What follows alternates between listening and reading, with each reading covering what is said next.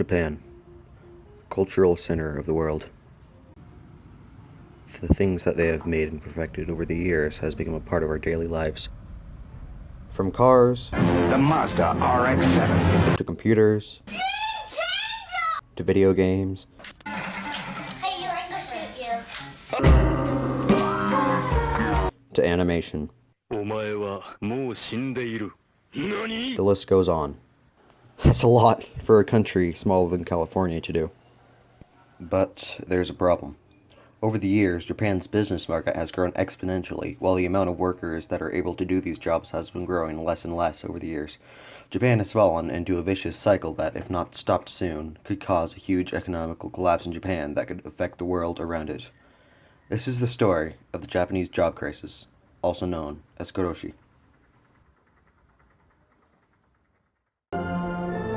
Right now, for example, Japan is the only non-communist... After World War II, Japan was hyper-focused on rebuilding the country into a major power, focusing its efforts on work and population growth instead of rebuilding its military. The companies were now your family. Its birth rate spiked, topping out at over 2.5 children per woman, and having the working class working very long days with over 14 hours per day being very common for many people. But over time, when the world around them evolved and workers began to be able to have more freedoms, Japan never changed. Its workers just kept working just as hard, and the birth rate has now dwindled down to less than 1.5 children per woman, which is where it is today. Japan was able to sustain this back in the 50s when they were able to sustain themselves, but now in this modern day and age, it is not working, and it will not work for much longer if they keep going like this.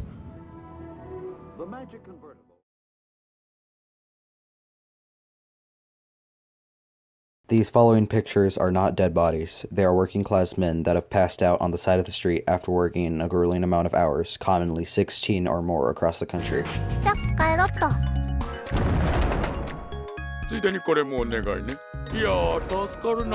Over a quarter of the population in Japan spends over 80 hours of overtime per month in their job, and over a quarter of all Japanese workers work over 80 hours of overtime every month at their jobs, and over half of all the workers in Japan are at risk of Karoshi.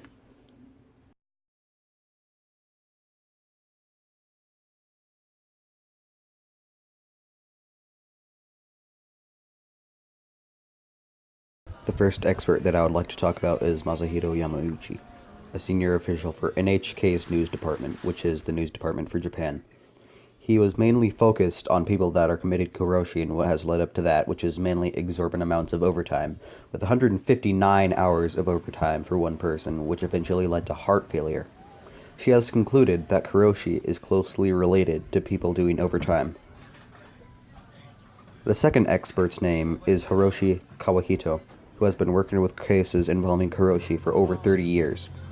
From his years of work, he has stated that Karoshi used to be 90% middle-aged white-collar men, but today, over 20% of the people that come to him to get help are women. The amount of people has also obviously gone up exponentially, with the number increasing 45% just over the past 4 years among people that are younger than 30. But he also states that the government and companies are not doing enough to prevent this from happening.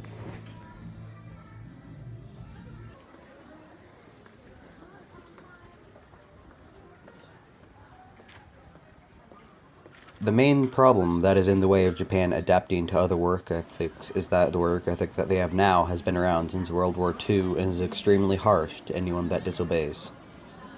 Let me put it another way. Imagine that you work in an abusive, horrible, low-paying office job. In places like here in Europe, you could probably leave that job to find a better one that would treat you much better, like an actual person. But in Japan, you can't. You can, but you don't want to. It would bring great shame to yourself and your family if you quit your job. So you keep working this job, working as many hours of overtime as you can, just to try to get by for maybe the month. You can barely afford rent for your department, let alone food and clothing. Now let's add in something, a Japanese wedding. At a Japanese wedding, it's expected that you give at least 30,000 yen, which is equivalent to about $3,000. That's over half of your monthly salary if you're lucky going to the couple. You can barely get by at this point without paying them. You'll be lucky to have your head out of the water by the end of the month if you don't do some serious money crunching. You start working even longer than you did before, or logging over 100 hours of overtime every month. Instead of a normal lunch, breakfast, and dinner, you eat bread crusts dipped in mayo for your daily meal. It's things like this that let the stress of daily work get to workers, or it gets to them when they don't even see it coming. This is the daily struggle for millions across Japan.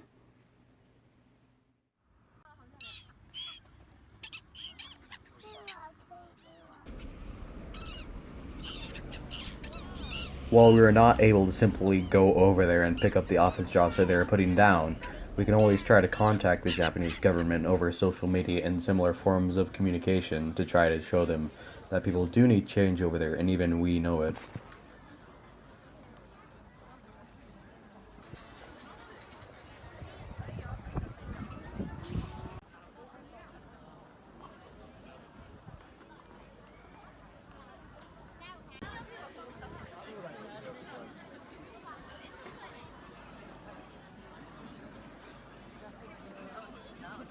Japan is a technological powerhouse in this modern day and age, but at this rate it is headed for a major recession that could affect Japan for generations to come, and be catastrophic not only to Japan's economy, but for the rest of the world after it, as we all use their products every day. We need to act, or it will act for us.